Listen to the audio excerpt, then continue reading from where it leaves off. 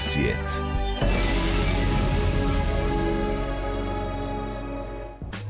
Prva polarna godina je poduzeta 1882. do 83. godine, a poticaj za nju krenuo je od pomorskog časnika Karla Weyprechta, koji je bio zapovjednik arktičke ekspedicije 10 godina ranije. Pola te posade činili su ljudi s naše obale. Kako su ovi ljudi toplog Mediterana, iz Primorja i Dalmacije pridonijeli istraživanju dalekog sjevera, poslušajte u današnjoj emisiji Divni novi svijet. Počeci temeljitih znanstvenih istraživanja meteoroloških i geofizičkih pojava na Arktiku, koja će biti osnovom niza kasnih istraživanja sjeverne zemljine polutke, zaista se vežu uz taj period 1872. do 74. godine, kad je austro-ugarska ekspedicija krenula ispitati prolaze, ucrtati smjerove i uzeti uzorke dotad nepoznatog svijeta. Zanimanje za istraživanje nepoznatih, još bijelih područja na karti dalekog sjevera bilo je veliko, a ambicioznu austro-ugarsku mornaricu nisu pokolebali ni neuspjesi prethodnika, ni manjak sredstava. Želja za otkrićima bila je veća. Nisu lako do novaca došli. Pripovjeda gospodin Miljenko Smokvina, autor brojnih publikacija i izložbe na tu temu. Naravno, kad su se svi vratili, svi su sa njima slikali, tako, što je isto kao danas, kao i onda, dok je ostalo u posadu, da oglasimo u novinama, telegramima, da se ljudi koji žele sudjelovati u ekspediciji, koja će vjerojatno trajati 2 godine, jave, da će dobiti 60 forinti mjesečne plaće, da će dobiti odjeću i da će dobiti hranu. Vrlo često su mornari nakon putovanja ostali bez ičega jer su sami kapetanu morali, odnosno nabavljaču, često je kapetan bio nabavljač, platiti hranu koju su na brodu pojeli. I ako su ostali bez odjeća koju je kapetan morao platiti odjeću, nikakve novce nisu dobili. Ovdje je to bilo uključeno, znači to je bio veliki stimulans. Naravno, bio jedan zarez.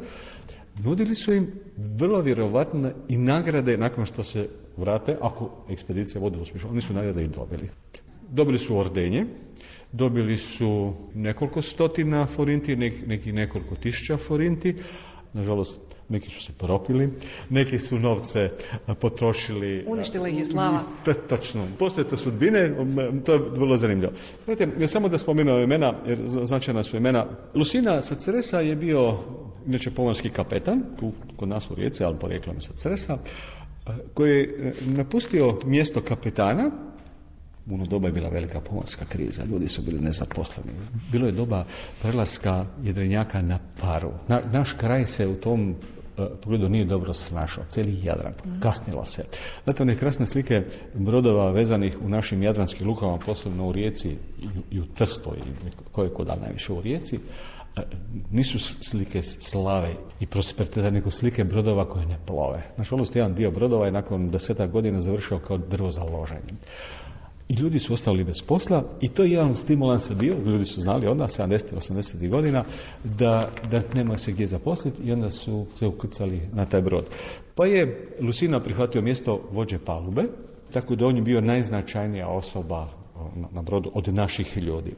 Mornari su mu bili Katarinić iz Malog Lošinja, Štiglić iz Bakra, Letić, Sučić i Palmić iz Voloskog, Marola iz Rijeke, Večerina iz Drage, te Lukinović sa Brača. Znači, pola posade su bili naši ljudi, od 24, 12 je naši ljudi. Zanimljivo je, gledajte, naša posada nije slučajno na brod Tegetov ukrcano. Weyprecht je dobio velike kritike zašto se odlučio na hrvatsku posadu. Velike, javne kritike u novinama, ribali su ga. Kad su rekli zašto niste izabrali pomorce sa Alpa ili Skandinavije, bilo često su... Da, kupili tamo. Yes, svijet je bio vrlo kozmopolitski, nemamo imati iluzije da sada je svijet povezan. Pomorci su fleksibilni u svoje zapošljanje, bili onda kao i sada.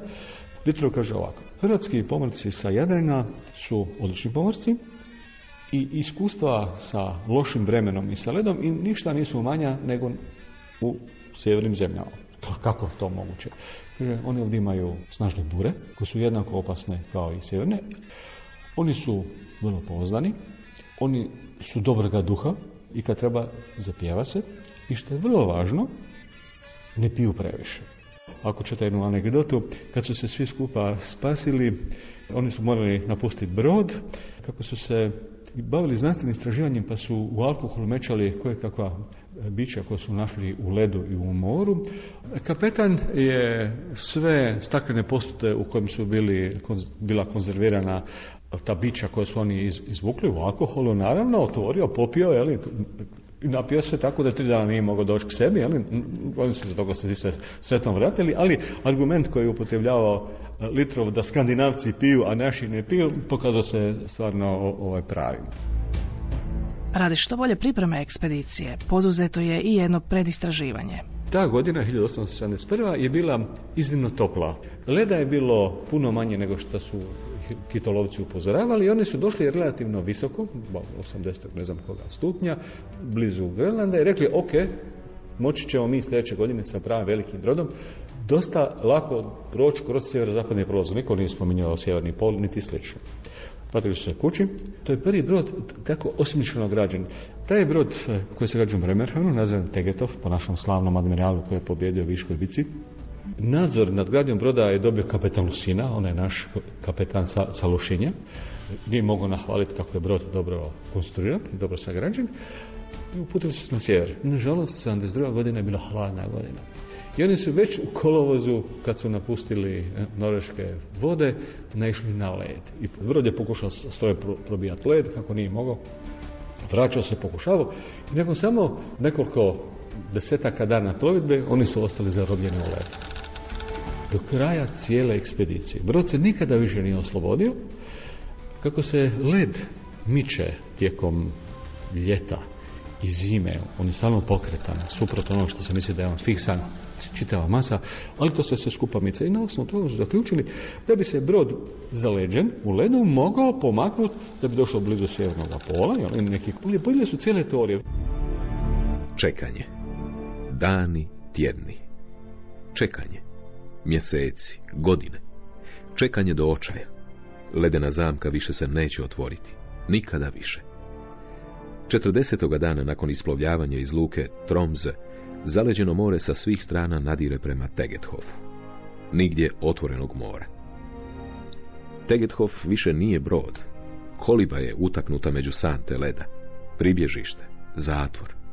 Jedra besmislene krpe. Parni stroj, balast. Kormilo, smijurija.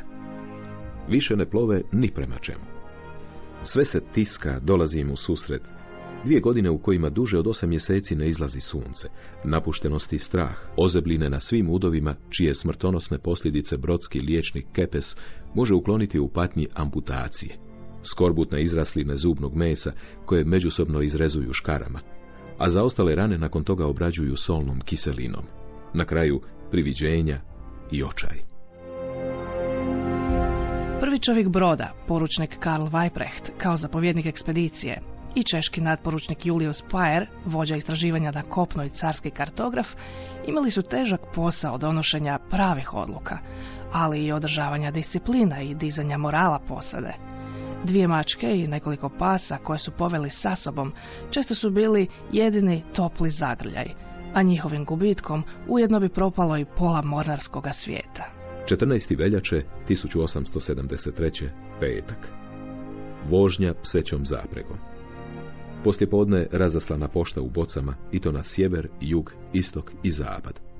Pošta je umetnuta u boce, boce začepljene i zapečaćene i tako predane ledu. Sadržavale su informacije o našoj ekspediciji i trebale bi, ako nitko više nikada ne vidi nekoga od nas, 24, pružiti obavijesti o nama. Johann Haller.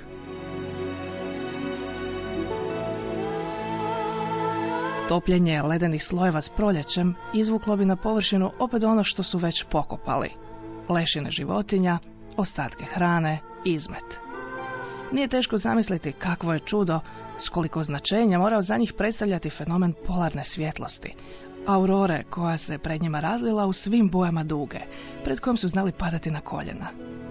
Madona će im pomoći. Iznemogli i gladni, bili su najsretniji kad bi im se na puškomet približio kakav polarni medvjed.